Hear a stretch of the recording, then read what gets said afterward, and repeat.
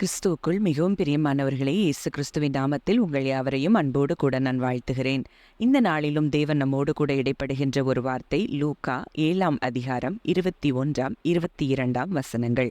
அந்த சமயத்திலே நோய்களையும் கொடிய வியாதிகளையும் பொல்லாத ஆவிகளையும் கொண்டிருந்த அநேகரை அவர் குணமாக்கி அநேகம் குருடருக்கு பார்வையளித்தார். இயேசு அவர்களுக்கு பிரதியுத்தரமாக, நீங்கள் போய் கண்டவைகளையும் கேட்டவைகளையும் யோவானுக்கு அறிவியுங்கள். குருடர் பார்வையடைகிறார்கள், சப்பாணிகள் நடக்கிறார்கள், குஷ்டரோகிகள் சுத்தமாகிறார்கள், செவிடர் கேட்கிறார்கள், மரித்தோர் எழுந்திருக்கிறார்கள், தரித்திரருக்கு சுவிசேஷம் பிரசங்கிக்கப்படுகிறது. ஆம், இந்த வார்த்தையின் மூலம் தேவன் இன்றைக்கு நம்ம ஒவ்வொருவரோடும் கூட இடைப்பட விரும்புகிறார். இந்த வார்த்தை எந்த சூழ்நிலையில சொல்லப்பட்டது அப்படின்னு நம்ம பார்க்கும்போது, அங்கே இயேசு நாயனூர் விதவையின் மகனை அங்கே மரித்த அவனை உயிரோடு எழுப்பினதன் நிமித்தம் அங்க செய்தி யூதேயா தேசம் முழுவதிலும் சுற்றி இருக்கிற திசைகள் எல்லாத்திலையும் பிரசித்தமாகுது. இதையெல்லாம் யோவானுடைய சீஷர்கள் அங்கே யோவானுக்கு அறிவிக்கிறாங்க. அப்போ யோவான் தன் சீஷர்கள் 2 பேரை அழைத்து, இயேசுவினிடத்திற்கு போய், வருகிறவர் நீர்தானா அல்லது வேறொருவர் வர காத்திருக்க வேண்டுமா என்று கேளுங்கள் என்று சொல்லி அனுப்பினான். அப்போ அவர் அவர்கிட்ட வந்து, வருகிறவர் நீர்தானா அல்லது வேறொருவர் வர காத்திருக்க வேண்டுமா என்று கேட்கும்படி யோவான் ஸ்நானகன் எங்களை உம்மிடத்திற்கு அனுப்பினார் என்றார்கள். அப்போ இந்த காரியம் இந்த சூழ்நிலையில சொல்லப்பட்டிருக்கு. அப்போ இங்கே யோவான் ஸ்நானகனுக்கு முதல்ல நன்றாக தெரிந்த காரியம், யோவான் 1:29 அவர் சொல்றாரு, இதோ உலகத்தின் பாவத்தை சுமந்து தீர்க்கிற தேவாட்டுக்குட்டி. இயேசுவை பார்த்து அவர் சொன்ன வார்த்தை அதுதான்.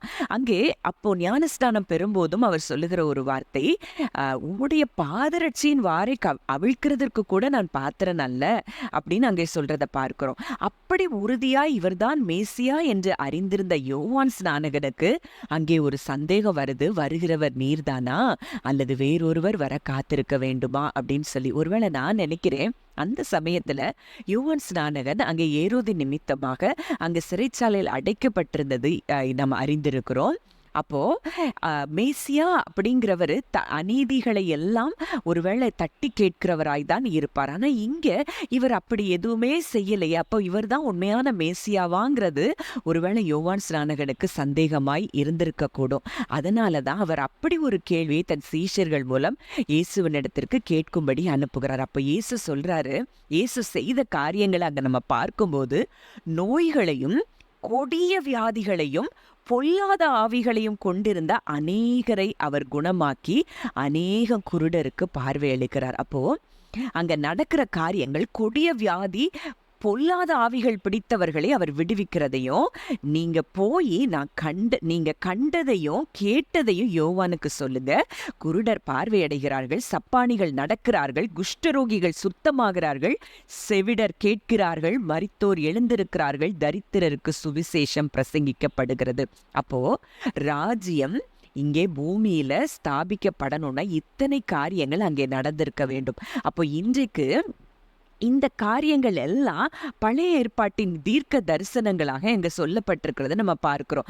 ஏசாயா 35:4-5-6 நம்ம பார்க்கிறோம், மனம் பதறுகிறவர்களை பார்த்து, நீங்கள் பயப்படாதிருங்கள், திடன் கொள்ளுங்கள், இதோ உங்கள் தேவன் நீதியை சரிக்கட்டவும் உங்கள் தேவன் பதிலளிக்கவும் வருவார், அவர் வந்து உங்களை ரட்சிப்பார் என்று சொல்லுங்கள். அப்பொழுது குருடரின் கண்கள் திறக்கப்பட்டு செவிடரின் செவிகள் திறவுண்டு போம்.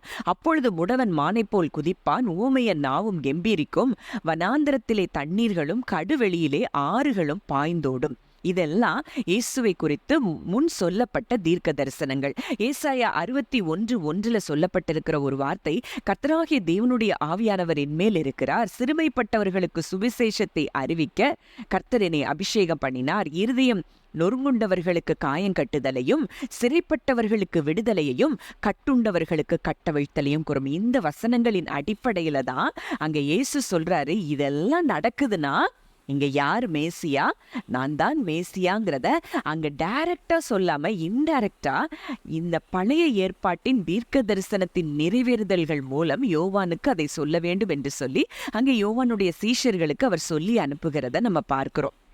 அப்போ இன்றைக்கு இயேசு அவ்விதமாய் அத்தனை காரியங்களை இந்த பூமியில இருக்கும்போது அவர் செய்திருப்பார் என்றால், இன்றைக்கு அவருடைய ராஜ்யத்துக்குள்ளே நம்ம வந்திருக்கிறோம்னு வசனம் சொல்லுது. அப்போ அவருடைய ராஜ்யத்துக்குள்ள வந்திருக்கிற நம்ம மேல சகல ஆளுகையும் கொடுக்கப்பட்டிருக்கிறது. அப்போ இன்றைக்கு இயேசு எதை செய்தாரோ அதை எல்லாவற்றையும் செய்யக்கூடிய வல்லமையை தேவன் நமக்கு கொடுத்திருக்கிறார். அப்போ மத்தேயு 12:28 நம்ம பார்க்கிறோம், நான் தேவனுடைய ஆவியினாலே பிசாசுகளை துரத்துகிறபடியால் தேவனுடைய ராஜ்யம் உங்களிடத்தில் வந்திருக்கிறதே. அப்போ நம்மளுக்கு எப்ப அத்தாரிட்டி கிடைச்சிருச்சோ, தேவனுடைய அதிகாரம் நமக்கு அங்க வந்துருச்சு, சத்ருவுக்கு மேல நமக்கு கிடைச்சிருச்சுன்னா, அன்றைக்கே நம்ம அறிந்து கொள்ள வேண்டிய விஷயம், தேவனுடைய ராஜ்யம் என்ன செஞ்சிருச்சு, பூமியில வந்துருச்சு. ஒருவேளை இது பிரத்யட்சமாய் வராதுன்னு சொல்லி அவரே அங்க சொல்லி இருக்கிறத பார்க்கிறோம். இங்கேயும் அதாவது பிரத்யட்சமா வராது, ஆனா இப்படிப்பட்ட காரியங்கள் நடக்கும்போது நீங்க அறிந்து கொள்ளணும், தேவனுடைய ராஜ்யம் உங்ககிட்ட என்ன செஞ்சிருச்சு, வந்துருச்சு. அதே மாதிரி லூக்கா 10:9 பார்க்கிறோம், அவ்விடத்தில் உள்ள பிணியாளிகளை சொஸ்தமாக்கி தேவனுடைய ராஜ்யம் உங்களுக்கு சமீபமாய் வந்திருக்கிறது என்று அவர்களுக்கு சொல்லுங்கள். அப்போ சுகம் வந்துருச்சு அப்படின்னா அங்க தேவனுடைய ராஜ்யம் வந்துருச்சுன்னு அர்த்தம். அப்ப திரும்ப திரும்ப தேவன் அதைத்தான் இந்த இடத்துல வார்த்தையின் மூலம் நமக்கு வலியுறுத்துகிறார். மேலும் கொலோசேயர் 1:13 நம்ம பார்க்கிறோம், இருளின் அதிகாரத்தை நின்று நம்மை விடுதலையாக்கி தமது அன்பின் குமாரனுடைய ராஜ்யத்திற்கு உட்படுத்தினவராய் இருக்கிற பிதாவை ஸ்தோத்தரிக்கிறோம். இன்றைக்கு முழுமையுமாய் அவருடைய ராஜ்யத்திற்குள்ள, குமாரனுடைய ராஜ்யத்திற்குள்ள நம்ம வந்திருக்கிறோம்னா இன்றைக்கு சகல ஆளுகையும் நமக்கு கொடுக்கப்பட்டிருக்கிறது என்பதை நீங்கள் அறிந்து கொள்ள வேண்டும். உன்னதத்திலே அவரோடு கூட உட்கார வைக்கப்பட்டிருக்கிற நமக்கு, நம்ம காலுக்கு கீழே தான் எல்லாம் இருக்குதே தவிர நம்மை ஆளுகை செய்ய எந்த சத்துருவுக்கும் அதிகாரம் கிடையாது, எந்த வியாதிக்கும் அதிகாரம் கிடையாது, எந்த போராட்டங்களுக்கும் அதிகாரம் கிடையாது. அது எல்லாம் நம்ம காலுக்கு கீழே இருக்குது.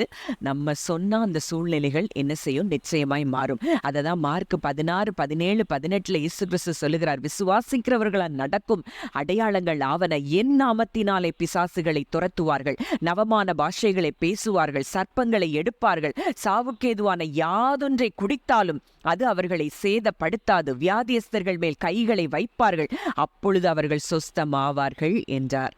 அப்போ இன்றைக்கு தேவனுடைய ராஜ்யத்துக்குள்ள வந்திருக்கிற நமக்கு இந்த ஸ்லாக்கியம் கொடுக்கப்பட்டிருக்கிறது. நம்ம சொன்னா பிசாசு ஓடும். நம்ம எதை, அதாவது நமக்கு தெரியாம அறியாம எதை குடித்தாலும் அது நம்மளை என்ன செய்யாது, சேதப்படுத்தாது. நம்ம வியாதியஸ்தர் மேல கைகளை வச்சா அவங்க சுகமாவாங்க. இதுதான் ராஜ்யத்தின் புத்திரருக்கு தேவன் கொடுக்கக்கூடிய ஒரு மிகப்பெரிய ஸ்லாக்கியத்தை நம்ம பெற்றிருக்கிறோம். ஆளுகையை இன்றைக்கு தேவன் நமக்கு மறுபடியும் கொடுத்திருக்கிறார். அந்த ஆளுகையை நம்ம சரியா பயன்படுத்த ஆரம்பிச்சோம்னா தேவனுடைய ராஜ்யம் இன்றைக்கு உலகம் எங்கும் நிச்சயமாய் பரவி அது பயன் தரும் என்பதை நம்ம அறிந்து கொள்ள வேண்டும். ஜெபிக்கலாம். நல்ல தகப்பனே, நன்றியோடு உம்மை துதிக்கிறோம், ஸ்தோத்தரிக்கிறோம் அப்பா.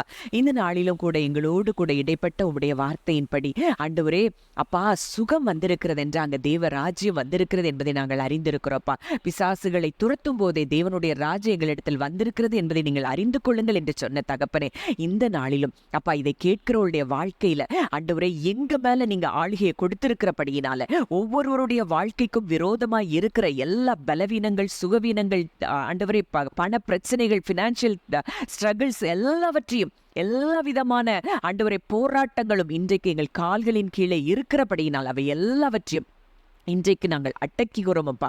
இனி அந்த சவால்கள் அவர்களுக்கு ஆண்டவரே முன்பாக எழும்ப முடியாது. அந்த வியாதிகளும் நிச்சயம் சுகமாகிறது என்பதை இயேசுவின் நாமத்தில் நாங்கள் அறிக்கையிடுகிறோம் தகப்பனே. பொல்லாத ஆவிகள் இயேசுவின் நாமத்தில் இதை கேட்கிற ஒவ்வொருவருடைய சரீரத்தை விட்டு, ஆத்துமாவை விட்டு வெளியேறும்படி இயேசுவின் நாமத்தில் நான் கட்டளை கொடுக்கிறேன். கர்த்தருடைய வல்லமை அப்படியே ஒவ்வொருவருடைய சரீரத்திலும் ஆத்துமாவிலும் செயல்படுகிறதற்காக நன்றி செலுத்துகிறோம். இயேசுவின் மூலம் கேட்கிறோம் ஜீவனுள்ள நல்ல பிதாவே, ஆமென்.